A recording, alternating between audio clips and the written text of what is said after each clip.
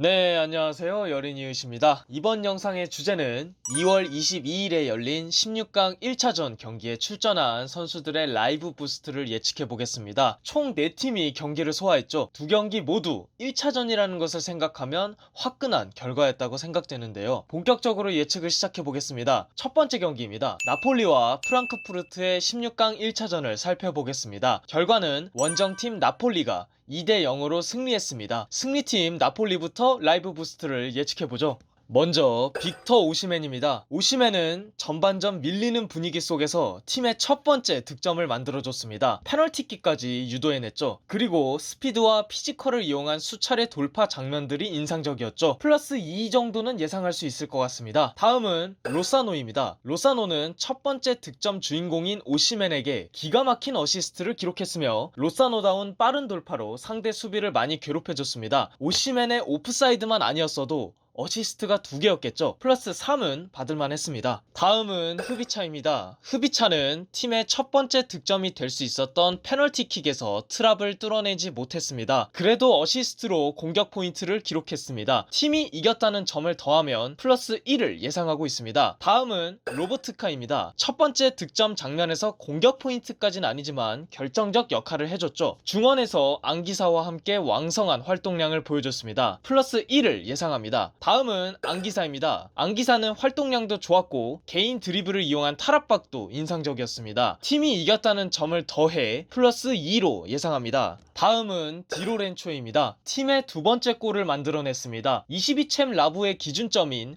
19챔과 21챔 라브로 놓고 봤을 때 수비수가 공격 포인트나 득점을 기록했을 경우 라브를 후하게 주는 특징이 있었습니다. 이번에 디로렌초도 기대해볼 만합니다. 도움도 아니고 득점이기 때문에 플러스 3을 예상해봅니다. 다음은 김민재입니다. 김민재는 경고 한 장을 제외하고 아쉬운 점 하나 없었던 경기였습니다. 스피드부터 몸싸움까지 수비는 말할 것도 없었고 긴 패스도 과감하게 여러 차례 찔러서 공격에도 충분히 가담했습니다. 원래는 플러스 3을 예상했으나 조별리그 활약이 너무나 좋았던 김민재라서 출시 오버롤이 높을 것으로 보입니다. 오버롤이 높으면 높을수록 상향이 더 어려워지죠. 일단 플러스 2만 예상하겠습니다. 다음은 교체 출전한 시메오네입니다. 시메오네는 공격 포인트까진 기록하지 못했지만 짧은 시간에 여러 차례 존재감을 보여주는 장면이 있었습니다. 팀이 이겼다는 점을 더해 플러스 1은 줄만하지 않을까 싶네요. 나머지 나폴리 선수들의 라부는 동결로 예상합니다. 다음은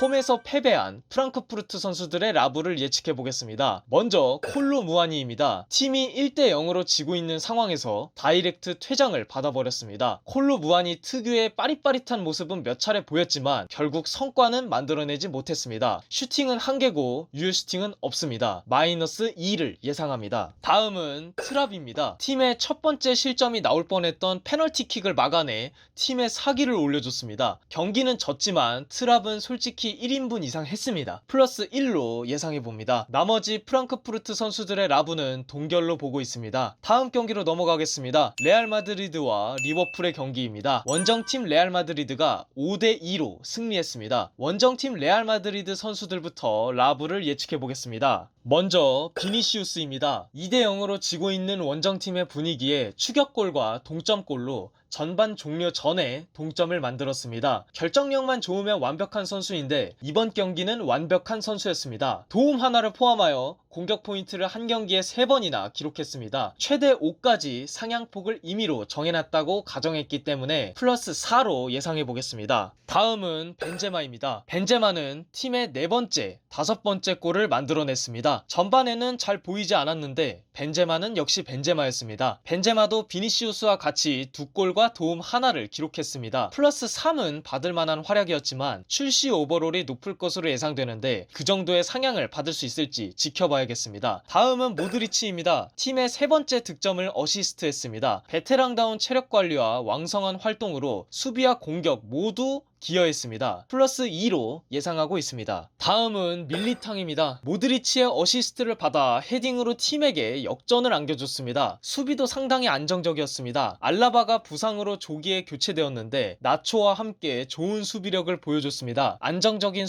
수비수인데 득점을 했다는 점, 그게 중요한 역전골이었다는 점, 팀이 승리했다는 점을 모두 더해 플러스 4를 예상해봅니다. 출시 오버롤이 높다면 플러스 3이든 2든 1이든 맥시멈으로 줄 것 같네요. 다음은 나초입니다. 경기 초반 알라바의 부상으로 인해 우려된 부분이 없지 않아 있었는데 나초가 그 공백을 잘 메워줬습니다. 팀이 이겼다는 점을 더해 플러스 1은 가볍게 받지 않을까 예상해봅니다. 다음은 쿠르투아입니다. 팀이 1대0으로 지고 있는 상황에 결정적인 실책으로 살라에게 두 번째 실점을 허용했습니다. 2대0이라는 부담을 안겨준 결정적 미스였죠. 팀은 이겼지만 냉정하게 마이너스 2로 예상해봅니다. 나머지 레알 마드리드 선수들의 라부는 동결로 예상하고 있습니다. 다음은 홈에서 패배한 리버풀 선수들의 라부를 예측해보겠습니다. 먼저 누네스입니다. 누네스는 팀의 첫 번째 득점을 만들어 초반 분위기를 끌어올리는데 일조했습니다. 하지만 팀이 패배했기 때문에 플러스 1에 그치지 않을까 예상해봅니다. 다음은 살라입니다. 살라는 팀의 첫 번째 골을 어시스트했고